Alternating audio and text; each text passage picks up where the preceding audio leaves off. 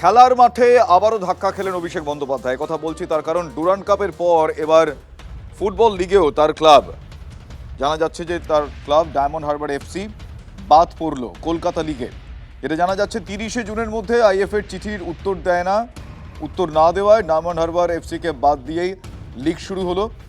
Kolkata league থেকে সুজিত বসুর যে ফুটবল টিম মানে শ্রীভূমি ফুটবল ক্লাব সেটাও বাদ পড়েছে। আইএফএর চিঠির উত্তর শ্রীভূমিও দেয়নি। ডায়মন্ড হারবার শ্রীভূমি না খেললেও কলকাতা ফুটবল লিগে অরূপ বিশ্বাসের ক্লাব সুরুচি সংঘ রয়েছে। এখনো পর্যন্ত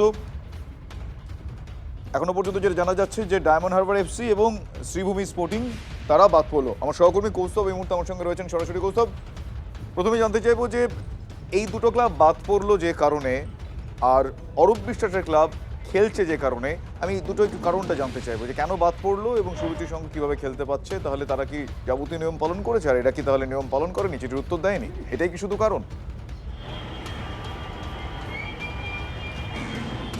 দেখো, সবচেয়ে বড় কথা হচ্ছে যে ডায়মন্ড হারবার এফসি আর শ্রীভূমি ফুটবল ক্লাব তারা যে এবার কলকাতা লিগ খেলবে না সেটা শুরু থেকে একটা ধোঁয়াশা তৈরি হয়ে গেছিলো, কারণ তারা এবার ফুটবল টিমটাই করেনি এবং সুরুচি সংঘ কিন্তু তলায় তলায় একটা টিম তৈরি করে রেখেছিল। ফলে সুরুচি সংঘ খেলার আগ্রহ প্রকাশ করলেও কিন্তু ডায়মন্ড হারবার এফসি এবং শ্রীভূমি শ্রীভূমি ফুটবল ক্লাব তারা কিন্তু চিঠির উত্তর দেয়নি, ফলে অটোমেটিক্যালি কলকাতা লিগ থেকে বাদ পড়ে। এবং সুবিধ, তোমাকে একটা বিষয় জানিয়ে রাখি, আজ থেকে কথায় বলে ধর্মের কল বাতাসে নড়ে, আজ থেকে ঠিক 3 বছর আগে প্রাক্তন ক্রীড়ামন্ত্রীর চাপে আইএফএ দুটো গ্রুপকে অর্থাৎ দুটো ডিভিশনকে এক করে দেয়। তার কারণ ডায়মন্ড হারবার এফসি যাতে ইস্টবেঙ্গল, মোহনবাগান, মোহামেডানের সঙ্গে শীর্ষ লিগে খেলতে পারে কলকাতা ফুটবল লিগে।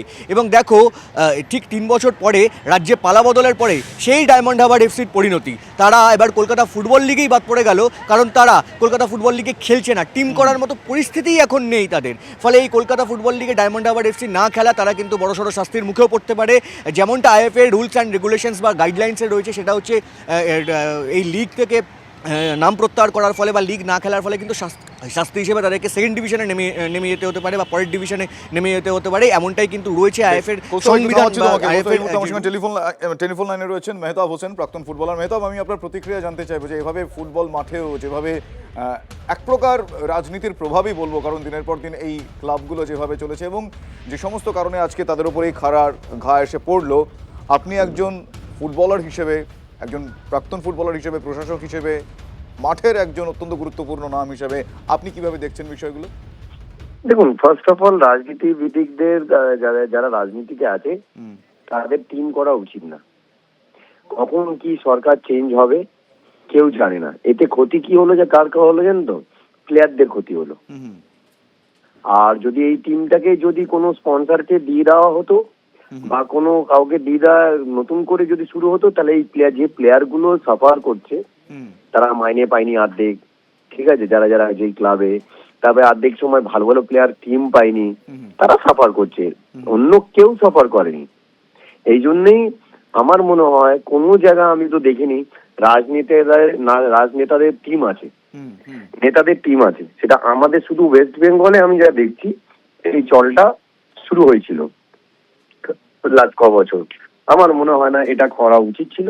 এতে ক্ষতি হলো কি কার? ক্ষতি হলো প্লেয়ারদের। প্রথমে বোধহয় ভালো ফেসিলিটিস পেলো, সবকিছু পেলো, ডিউ টু তাদের ফেসিলিটিস দেওয়ার লোক ছিল, কিন্তু এখন সেই প্লেয়ার গুলো কি করবে?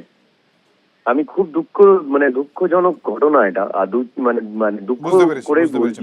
Thank you so much.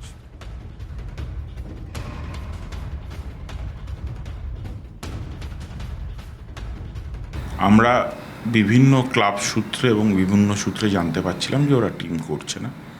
আমাদের লাস্ট যেদিন লটারি হয়েছিল সেদিন ওরা অনুপস্থিত ছিল। তা আমরা একটা চিঠি দিই ক্লাবদের কাছে যে 30 তারিখ অবধি আমরা টাইম দিচ্ছি, তার মধ্যে যারা যারা মিটিংয়ে অনুপস্থিত ছিল তাদের কাছে জানতে চাওয়া হয় যে তোমরা খেলবে কি না, আমাদের 30 তারিখের মধ্যে জানাও। ওরা যেহেতু সময়সীমার মধ্যে কোনো উত্তর দেয়নি, আমরা ধরে নিয়েছি যে ওরা পার্টিসিপেট করছে না।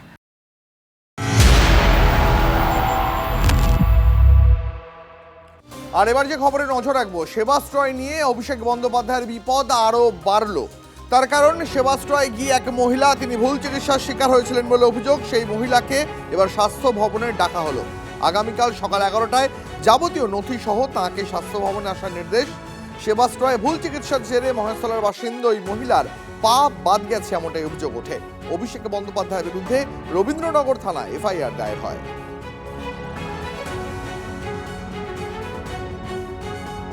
নারায়ণ নন্দী, এই যে সেবাশ্রয়ে যে গাফিলতি হয়েছে, যেটা আপনার অভিযোগ, আপনার ছেলে কি অভিষেক ব্যানার্জির সঙ্গে পরে দেখা করতে গেছিল? বারংবার আমার ছেলে অভিষেক ব্যানার্জির কাছে গেছিল দেখা করার জন্য, কিন্তু ওনার পাশে দুইজন পিএ, একজনের নাম অয়ন আর একজনের নাম সুমিত, তারা আমার ছেলেকে কথা বলতে দেয়নি। বা পাশে অভিষেক ব্যানার্জি বসে চা খাচ্ছে, তিনিও আমার ছেলেকে কোনো গুরুত্ব দেয়নি। আর তারপরেও ফের আমার ছেলে গেছে, বারবার তাকে প্রত্যাখ্যান করেছে। মায়ের কথা তাকে সে শুনতেই চায়নি, ওর মায়ের কথা। সেখানে প্রচুর ফুলের বাগান ফাগান করে প্রচুর টাকা খরচা করা হয়েছে। সাধারণ মানুষ কি আদৌ কোনো চিকিৎসা পেয়েছে এখানে? শুধু আমি নয়, পশ্চিম বাংলার বুকে যেখানে যেখানে সেবাশ্রয় ক্যাম্প হয়েছে, প্রতিটা মানুষ এই সেবাশ্রয়ের মাধ্যম দিয়ে ভুল চিকিৎসার জন্য, দুর্নীতির জন্য প্রতিটা মানুষ ক্ষত হয়েছে। এর জন্য দায়ী একমাত্র অভিষেক ব্যানার্জি। তিনি সেবার নামে নিজেকে দেখাচ্ছে আমি সেবাশ্রয় খুলেছি, কিন্তু তিনি সেবা দিতে চাননি।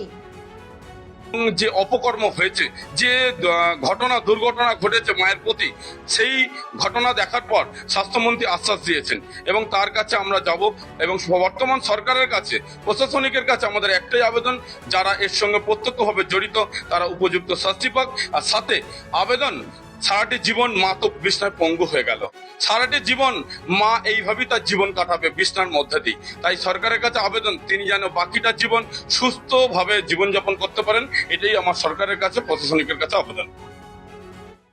মানুষের চাকরি চলে গেলে চাকরি ফেরত দিতে পারি, তিনটে জিনিস মানুষকে ফেরত দেওয়া যায় না। কোনো অঙ্গহানি ফেরত দেওয়া যায় না, কোনো ইজ্জত হানি সেটা ফেরত দেওয়া যায় না, আর জীবন হানি। এই তিনটের মধ্যে একটা অভিষেক বন্দ্যোপাধ্যায়ের আশীর্বাদে হয়ে গেছে। উনি কি চেয়েছিলেন? আমরা সবাই নির্বাচনী রাজনীতিতে আছি, ভোটের রাজনীতি করতে গিয়ে নিরীহ মানুষকে মাসুল দিতে হবে, এটা তো মেনে নেওয়া যায় না। তো এই মাসুলের জন্য আমরা তদন্ত করেছি, স্বাস্থ্য দপ্তর করছে, পুলিশ প্রশাসন করছে, এবং এই তদন্তে যা যা বিচার হবে, গ্যারান্টি যে জনগণ বিচার পাবে। মারুতি বিশ্বাসকে স্বাস্থ্য মন্ত্রকে ডাকা হয়েছে। আমাদের মাননীয় স্বাস্থ্যমন্ত্রী উনি নিজে ডেকেছেন, নিজে ওনার সঙ্গে কথা বলেছেন, এবং যেভাবে সেবাশ্রয়ে চিকিৎসা করতে গিয়ে যেভাবে ওনার ডান পাটা কাটা হলো আর কি, উনি পঙ্গু হয়ে গেছেন, সেটা সম্পর্কে তদন্ত করা এবং আমাদের রাজ্য সরকার থেকে যেটুকুনি সাহায্য করার সেসব ব্যাপারটা উনি নিজে দায়িত্ব নিয়ে দেখবেন। ইতিমধ্যে এফআইআর স্টার্ট হয়ে গেছে রবীন্দ্রনগর থানায় অভিযুক্ত ব্যক্তিদের বিরুদ্ধে, এবং আমাদের মাননীয় রাজ্য সরকার এবং মাননীয় স্বাস্থ্যমন্ত্রী বলে দিয়েছেন যে সেবাশ্রয় নিয়ে যে সমস্ত দুর্নীতি করেছে অভিষেক ব্যানার্জি এবং তার সহযোগীরা, সাগরেদরা, তো সেই বিষয়ে যতদূর যাওয়া হবে, অভিষেক ব্যানার্জি অবশ্যই জেলে যাওয়ার পথ নিশ্চিত করার জন্য সেবাশ্রয় যথেষ্ট। অভিষেকের সেবাশ্রয় নিয়ে এবার পূর্ণাঙ্গ তদন্তের দাবি বিরোধী দলনেতারও। নাম না করে অভিষেক বন্দ্যোপাধ্যায়কে নটবর লাল বলে কটাক্ষ করেছেন ঋতব্রত বন্দ্যোপাধ্যায়। ভুল চিকিৎসায় একজন মহিলার পা বাদ গেল, এটা ভয়ানক ঘটনা। বেআইনিভাবে আগে সরকারের টাকা ঢুকেছিল কিনা তদন্ত দরকার। গান পয়েন্টে কিভাবে হোমিওপ্যাথি পড়ুয়াদের নিয়ে অ্যালোপ্যাথি চিকিৎসা চলতে পারে, কালো টাকা সাদা করার প্রশ্ন আছে কিনা সেটাও দেখা দরকার। মেয়াদ উত্তীর্ণ ওষুধ সেবাশ্রয়ে গেছে কিনা তদন্তের প্রয়োজন। নাম না করে অভিষেককে নিশানা করে এই তদন্তের দাবি করেছেন বিরোধী দলনেতা ঋতব্রত বন্দ্যোপাধ্যায়।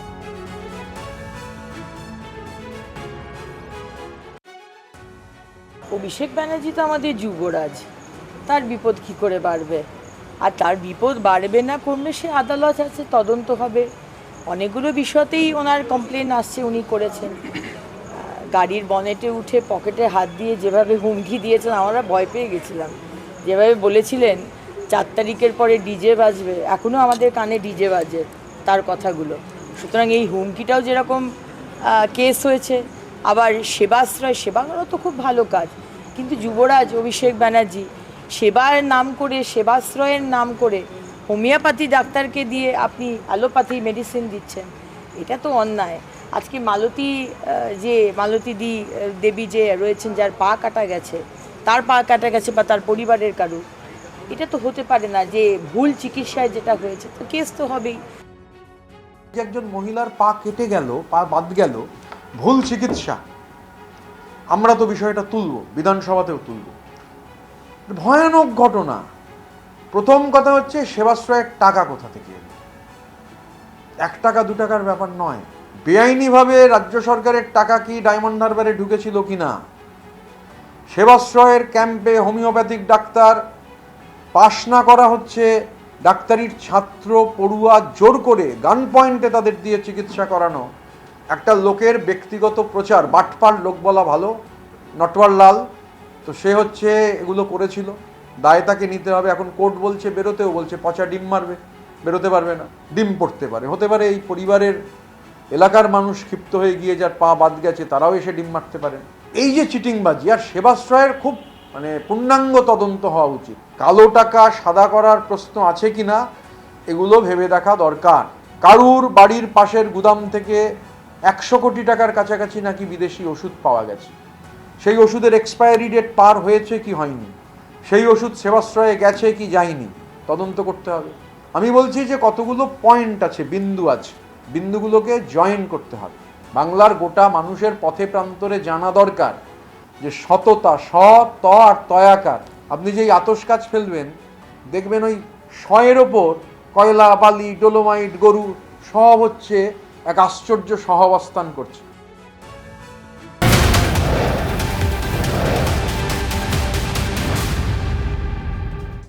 আসল তৃণমূল কারা এই নিয়ে যখন দ্বৈরথ চলছে, সেই দ্বৈরথের মধ্যে ঋতব্রত বন্দ্যোপাধ্যায় আবারও দাবি করলেন যে তারাই আসল তৃণমূল। শুধু তাই নয়, তিনি বললেন যে অরূপ রায় দলের চেয়ারম্যান, তার বাইরে কেউ নিজেদের অফিস বেয়ারার বলে দাবি করলে তা বেআইনি, দাবি করলেন ঋতব্রত বন্দ্যোপাধ্যায়। শোনাবো আপনাদেরকে বলেছেন। অল ইন্ডিয়া তৃণমূল কংগ্রেস যার চেয়ারপারসন অরূপ রায়, তা বাদ দিয়ে কেউ যদি কোথাও নিজেদের অল ইন্ডিয়া তৃণমূল কংগ্রেসের অফিস বেয়ারার বলে দাবি করেন, সেটা অবৈধ, ইল্লিগাল এবং রেস্ট্রেইনড করা যাবে না। একদম ক্যাটেগরিক ইংরাজি শব্দের যে ইমপ্লিকেশন দাঁড়ায়, দে আর রেস্ট্রেইনড। কিসের থেকে restrained? From interfering with the administration of the party. Party চালাবার ক্ষেত্রে কোনো ধরনের ইন্টারফেয়ারেন্স অ্যাডমিনিস্ট্রেশনের ক্ষেত্রে পার্টির, সেটা অবৈধ, করা যাবে না। ডিরেকশন দেয়া যাবে না। ইস্যুইং ডিরেকশন আর appointments in the name of the party, পার্টির নামে কোনো ধরনের ডিরেকশন দেয়া যাবে না, কোনো ধরনের অর্ডার ইস্যু করা যাবে না। সহকর্মী প্রদীপ্ত কান্তি এই মুহূর্তে আমার সঙ্গে রয়েছেন। প্রদীপ্ত কান্তি, জানতে চাইবো এই যে দ্বৈরথ একটা চলছে, যে আসল তৃণমূল কারা, সেই সময় দাঁড়িয়ে ঋতব্রত বন্দ্যোপাধ্যায় তিনি যে বর্ণনাটা দিলেন, সেই বর্ণনায় এই দ্বৈরথে যে প্রশ্নটা, সেই প্রশ্নের উত্তরের কতটা কাছাকাছি যাওয়া গেল? যে তিনি বলছেন যে অরূপ রায় আসল চেয়ারম্যান, অন্য কেউ দলের বেয়ারার বললে তাদেরকে সেটা মানা হবে না, সেটা অনৈতিক বলেও তিনি রেখে দিচ্ছেন। দেখো, এক্ষেত্রে রাজ্য বিধানসভার বিরোধী দলনেতা ঋতব্রত বন্দ্যোপাধ্যায় কিছুক্ষণ আগে দক্ষিণ কলকাতায় যে সাংবাদিক বৈঠক করলেন, সেখানে তিনি একটি নথি সহকারে এই সাংবাদিক বৈঠক করেছিলেন এবং এটা আলিপুর আদালতের নির্দেশ, তেমনটাই তিনি জানিয়েছেন এবং সেই নির্দেশের কপি কিন্তু তিনি পরপর করে পড়ছিলেন। এবং যেমনটি আমরা দর্শকদেরকে শোনালাম যে ঋতব্রত বন্দ্যোপাধ্যায় কি বললেন, তিনি বলছেন যে তাদের যে ন্যাশনাল ওয়ার্কিং কমিটি হয়েছিল গত 22 তারিখে নিউ টাউনের একটি হোটেলে, এবং সেটাই হচ্ছে বৈধ, আদালত সেই নির্দেশ দিয়েছে, তেমনটাই তিনি বলছেন। এবং তার বক্তব্য, অরূপ রায়ের নেতৃত্বাধীন যে কমিটি, সেই কমিটির বাইরে অন্য কেউ যদি অফিস বেয়ারার হিসাবে, অর্থাৎ অন্য কেউ যদি পদাধিকারী হিসাবে নিজেদেরকে দাবি করে, তাহলে সেটা অবৈধ। শুধু সেখানেই তিনি থামেননি, তিনি অর্ডার কপি হাতে নিয়ে যে কথা বলছেন, আদালতের নির্দেশ হাতে নিয়ে যে কথা বলছেন, তা হলো যে অন্যান্য জায়গার মেট্রোপলিটন, অর্থাৎ যে বাইপাসের ধারে যে তৃণমূল ভবন রয়েছে সেই ভবনের ক্ষেত্রেও একই রকম সিদ্ধান্ত আদালত নিয়েছে, সেটা এবং রাজ্যের অন্যান্য প্রান্তে তারা ছাড়া অর্থাৎ অরূপ রায়ের নেতৃত্বাধীন তৃণমূল ছাড়া অন্য কাউ কিন্তু প্রবেশ করতে পারবে না। যদি কেউ প্রবেশ করে, প্রবেশ কেউ করতেই পারে, তাহলে কিন্তু তারা আইনি পথে হাঁটবে এবং অবাঞ্ছিতভাবে তারা প্রবেশ করবেন। অর্থাৎ এসবের মধ্যে দিয়েই যে সিদ্ধান্তে রাজনৈতিক মহল উপনীত হচ্ছে তা হলো ওই আদালতের যে কপি ঋতব্রত বন্দ্যোপাধ্যায়রা সামনে এনেছেন তাতে শিলমোহর দেওয়া হচ্ছে যে আসল তৃণমূল বলে। যদিও রাজনৈতিক ব্যক্তিত্বরা বিষয়টা কি বলছেন, অন্য রাজনৈতিক দলের মানে তৃণমূল ছাড়া অন্য রাজনৈতিক দলের ব্যক্তিত্বরা কি বলছেন এবং তৃণমূলেরও অন্যান্য প্রতিনিধিরা কি বলছেন, আমি একবার ব্যাক টু ব্যাক কয়েকটা বক্তব্য শোনাবো। তৃণমূল কংগ্রেস ঋতব্রত ব্যানার্জি নিজেকে ক্লেম করছেন, কিন্তু সেখান থেকে ইসিআই থেকে এখনো কোনো নির্যাস আসেনি, সেটা আপনারা জানেন। অলরেডি আমাদের যা বক্তব্য সেটা আমরা ইলেকশন কমিশনকে জানিয়েছি, কিন্তু ঋতব্রত ব্যানার্জি কি বক্তব্য সেটা এখন ইলেকশন কমিশনকে উনি জানিয়েছেন কিনা তার প্রতিলিপি আমাদের কাছে নেই। ইন দ্য মিন টাইম তিনজন সাডেনলি তারা এসে মনে করেছেন তারা আলিপুর কোর্টে মামলা করবেন, তারা আলিপুর কোর্টে একটি মামলা করেছেন। এটা একটা এক্স পার্টি অর্ডার পাস হয়েছে, যেটাতে প্রাইমা ফেসি প্রথম দিন একটা ইন্টারিম অর্ডার পাস করা যায়, কোর্টের সেই অধিকার আছে, সেই কোর্টের কাছে গেলে সেই ইন্টারিম অর্ডার পাস হয়, সেই ইন্টারিম অর্ডার পাস হয়েছে, এটা নিয়ে নেসেসারি অ্যাকশন নেওয়া হবে। একটা বিভ্রান্তি সৃষ্টি করার চেষ্টা করা হচ্ছে এই আইনের কথা বলে, এই কোর্টের অর্ডারের কথা বলে। এটা একটা জাজমেন্ট নয়, এটা কোনো ফাইনাল অর্ডার নয়, এটা ঋতব্রত ব্যানার্জিরা অন্য লোককে দিয়ে করিয়ে নিজেরা বেনিফিট নেওয়ার চেষ্টা করছেন। কখনো ইসিআইয়ের কাছে গিয়ে বেনিফিট নেওয়ার চেষ্টা করছেন, কখনো আলিপুর কোর্টের কাছে গিয়ে বেনিফিট নেওয়ার চেষ্টা করছেন। ওনারা নিজেরা দিগ্ভ্রান্ত, তাই তৃণমূল কংগ্রেসের লোকেদেরও দিগ্ভ্রান্ত করার চেষ্টা করছেন আইনের মারপ্যাচের মধ্যে দিয়ে। যখন কাছে যাচ্ছেন সেই জায়গায় কি বেঈমানটা শুনতে হবে? কেন বেঈমান শুনতে হবে? অনেক মানুষ না, ঋতব্রত তৃণমূল দল করতো, ঋতব্রত তৃণমূল দল করতো। ঋতব্রত যখন আইএনটিসি প্রেসিডেন্ট ছিল গোটা রাজ্যে, তো ওর সঙ্গে রেগুলার কথা হতো। সেই জায়গায় মমতা ব্যানার্জিকে ছেড়ে যখন আলাদা করে বেরিয়ে গেছে, তো মমতা ব্যানার্জি ছাড়লো কারণ মমতা ব্যানার্জি নিজেই জানে দলটা এই অবস্থা হলো। উনি বলতে পারেন, উনি নেত্রী, উনি যখন ওনার মুখে যা আছে বলতে পারেন, ওনার বলার অধিকার আছে। তাহলে মমতা ব্যানার্জির অস্তিত্ব 100 বার থাকবে। মমতা ব্যানার্জি কালকে এই দলের সুপ্রিম হতে পারে। মমতা বন্দ্যোপাধ্যায়ের সময় খুব খারাপ যাচ্ছে, পরিষ্কার বোঝা যাচ্ছে। আদালতও রায় দিয়ে ঋতব্রত তৃণমূল কংগ্রেসকে যদি বৈধতা দেয়, তাহলে মমতা বন্দ্যোপাধ্যায়ের তো তৃণমূলের প্রতি আর কোনো অধিকারই থাকলো না। এবং মমতা বন্দ্যোপাধ্যায় যেরকম কংগ্রেস থেকে বেরিয়ে তৃণমূল কংগ্রেস করেছিলেন এবং কংগ্রেসের নেতাদেরকে নিয়ে তৃণমূল কংগ্রেস তৈরি করে কংগ্রেসকে শেষ করেছিলেন, সেই রকম ঋতব্রত তৃণমূল কংগ্রেসকে শেষ করছেন। History repeats itself. এত টাকা ওখানে রেখেছে, বৈধ অবৈধ কত টাকা গেছে তার ঠিক নেই, শোনা যাচ্ছে তো 4000 কোটি টাকা না কত আছে এরকম। সেই টাকার দখল যদি ঋতব্রত চলে যায়, ঋতব্রতদের হাতে চলে যায়, তাহলে তো মমতা বন্দ্যোপাধ্যায়ের ব্যানার্জি পরিবার তো পুরো ভিখারি হয়ে যাবে। 21শে জুলাই নিয়ে টানাপোড়েনের মধ্যেই এবার পোস্টার বদল কালীঘাট তৃণমূলের। এবার আর ধর্মতলা চলো নয়, পোস্টারে লেখা কলকাতায় চলো।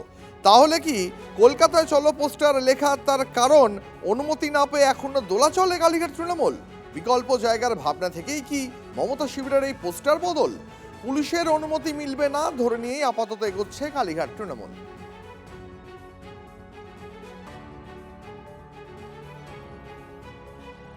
শহীদদের স্মৃতিতর্পণ আমরা ভিক্টোরিয়া হাউসের সামনে 1 বছর ধরে করেছি।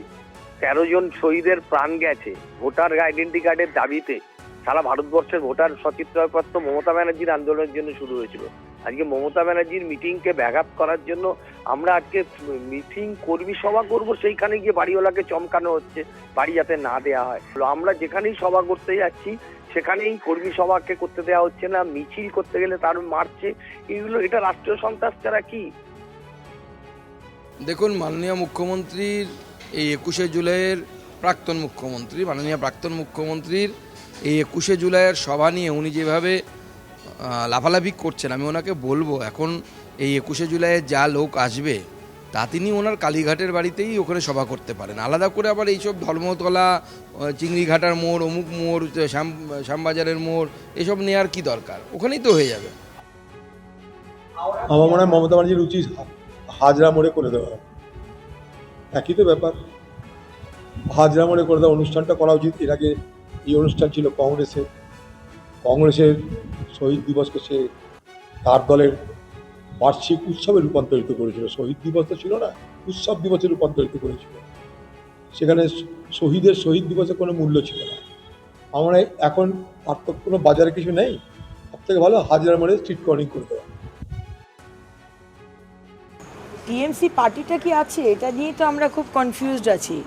টিএমসি পার্টি তো আমার মনে হচ্ছে টুকরে টুকরে গ্যাং হয়ে গেছে, এবং মমতা ব্যানার্জি আজকে যদি বলেন 21শে জুলাই করবেন, করুন না, অসুবিধা নেই, ব্রিগেডে করুন। আমরাও দেখতে চাই আপনার কত স্ট্রেংথ, আপনার কত ক্ষমতা। আর আপনি যদি মনে করে থাকেন যে কংগ্রেসের, এটা তো আপনার বিষয় নয়, এটা তো কংগ্রেসের বিষয় ছিল, আপনি হাইজ্যাক করেছেন।